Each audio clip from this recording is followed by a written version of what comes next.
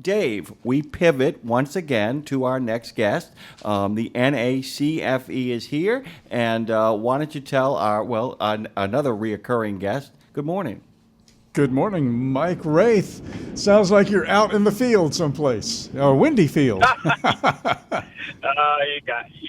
You caught me. I'm headed to Topeka, Kansas. We're doing another one of our run on less site visits where we go explore what fleets and truckers are doing to be more sustainable, higher MPG, or move into some of these alternatives. And this will be visit number 11 of 13, guys. So we're big.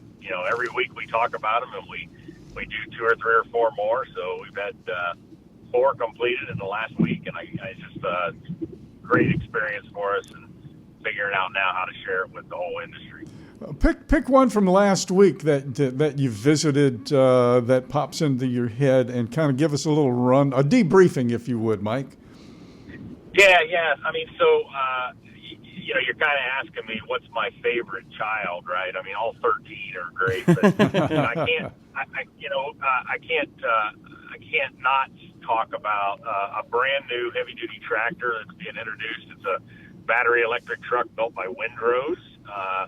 And if you drive up to it, you'd think it's the Tesla Semi. It's very similar. They both have center driving position. They both have been designed to be battery electric only. So, other suspension systems and so forth are designed and built for a heavy battery in the middle of the frame rails, just underneath and behind the cab, versus a big old engine and transmission, a little higher on the chassis and in front of the cab, as we've all had for years and years. So, Joyride Logistics, a 275 truck fleet out of Phoenix, fantastic fleet. I mean, they're a regional haul, and what they tend to do, guys, is guarantee or try to guarantee the driver one night out at a time. So the driver is basically a 400 or 500 mile run, sleep in the truck overnight, and come back home, spend a night at home, do the same thing a second night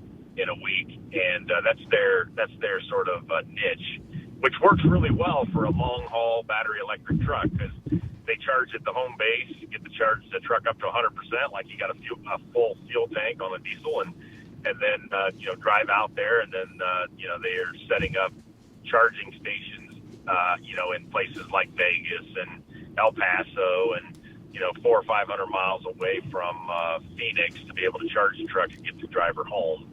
So got to drive the truck, got to sit in the truck, got to listen to the drivers talk about what they're seeing with it and so forth. And, maybe that's the future. I don't know, but it's fun to be in the early days of something new. And that's what I experienced last Tuesday in Phoenix.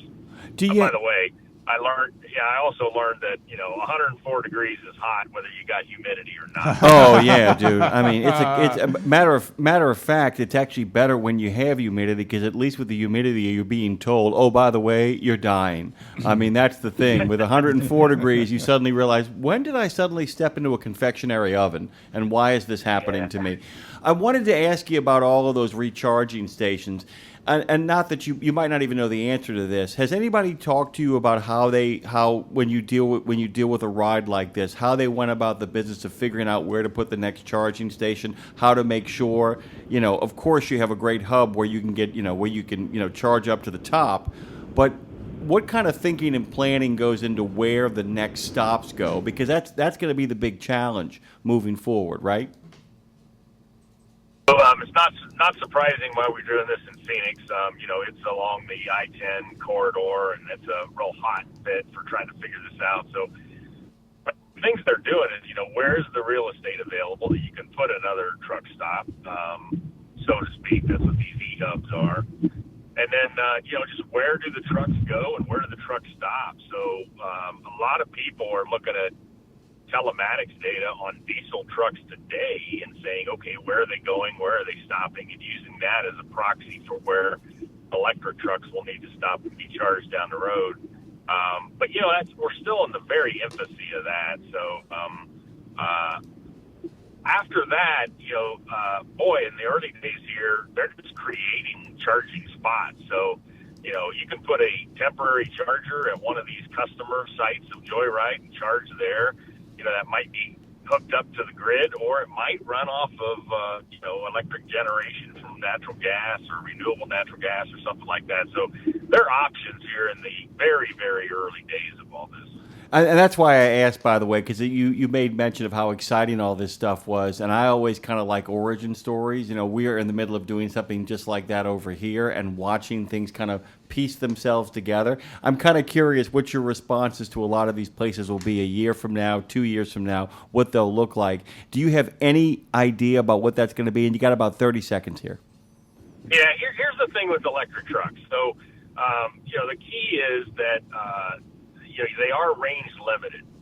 So, things like Cisco, U.S. Foods, city tractors do really well with electric trucks. They've got the range to do them. They're quiet. They have good visibility and durability in those city routes. But the problem is, to really make an electric truck pay for itself, you got to get a lot of miles.